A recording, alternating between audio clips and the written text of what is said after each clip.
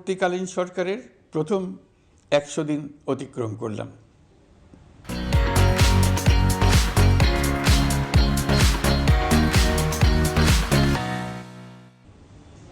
আপনারা জানেন কি কঠিন এক পরিস্থিতিতে আমাদের দায়িত্ব গ্রহণ করতে হয়েছে। তিনি জানান, জুলাই আগস্টে ১৫০০ ছাত্র শ্রমিক জনতা শহীদ হয়েছে, আহত হয়েছে প্রায় ২০,০০০। এসব হত্যাকাণ্ডের বিচার হবেই। প্রতিটি হত্যার বিচার আমরা করবই। জুলাই আগস্ট হত্যাকাণ্ডের বিচারের যে উদ্যোগ আমরা নিয়েছি তার কাজও বেশ ভালোভাবে এগিয়ে যাচ্ছে। পতিত স্বৈরাচার শেখ হাসিনাকেও আমরা ভারতের কাছ থেকে ফেরত চাইব। কেবল জুলাই আগস্ট হত্যাকাণ্ডই নয়, আমরা গত ১৫ বছরে সব অপকর্মের বিচার করব। প্রধান উপদেষ্টা বলেন, কয়েকদিনের মধ্যে নির্বাচন কমিশন গঠন হয়ে যাবে, তারপর থেকে নির্বাচন আয়োজনের সব দায়িত্ব তাদের।